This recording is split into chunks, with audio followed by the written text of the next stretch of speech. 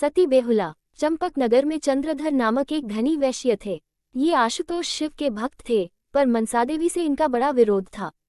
इसी विरोध के कारण मनसादेवी ने चंद्रधर के 6 पुत्रों को विषधर नागों से डिंसवाकर मरवा डाला। 7वें पुत्र लक्ष्मींद्र का विवाह उज्जैनी के धार्मिक साधु नामक वैश्य की परम सुंदरी सती कन्या बेहुला के साथ हुआ।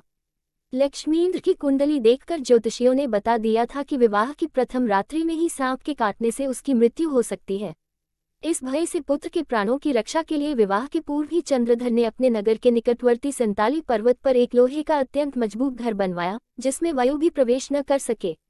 बड़े बड़े प्रसिद्ध सपेरों और तीव्र गंध वाली जड़ी बूटियों को, जिन्हें सांप सह न सके, आसपास रखवा दिया। परंतु मनसादेवी ने भवन निर्माता से एक सूक्ष्म छिद्र बनाने के लिए कह दिया था। उसने छिद्र में कोयला डालकर बंद कर दिया था। फलस्वरूप विवाह की प्रथम रात्रि को ही मनसादेवी की विषधर नागिन ने जाकर लक्ष्मींद्र को दंस लिया। उसके प्राण पखेरु उड़ गए। प्रातःकाल होते ही लक्ष्मींद्र की माता सिर धुनने लगी। घर में हाहाकार मच गया। नववधू बेहुला तो अवसन हो गई थी। शव जलाने की तैयारी हो गई। उस समय बेहुला ने लाज छोड़कर साहपूर्वक कहा, सांप के काटे हुए को जलाना निषिद्ध है, उसको जल में बहाया जाता है। केले के को आप लोग नाव के आकार में बना दे, मैं पति के शव के साथ जाऊंगी। वृक्ष केले के वृक्ष की नाव तैयार हुई। लाल साड़ी एवं सिंदूर धारण कर बेहुला पति की लाश अपनी गोद में लेकर नाव पर बैठ गई। बेहुला ने पुरवासियों से कहा, स्त्री का धन, स्त्री की गति पति है। पति नहीं तो स्त्री का जगत में, जीवन में कुछ नहीं। इसी कारण मैं जीवन धन के साथ जा रही हूँ। मैं यदि इन्हें जीवित कर सकी तो आप लोगों का पुनः दर्शन करूंगी, नहीं तो।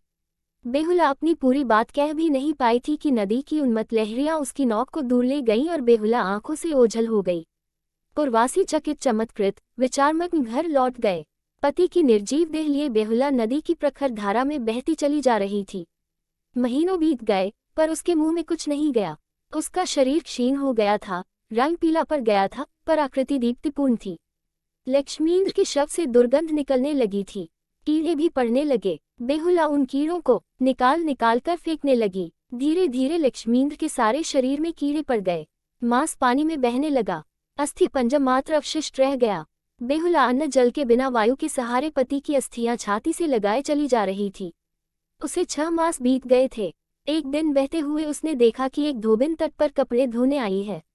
उसका बच्चा रोने लगा तो क्रोध में आकर उसने अपने बच्चे को तुरंत मार डाला और कपड़े धोकर जब चलने लगी तो बच्चे को पुनः जीवित कर लिया।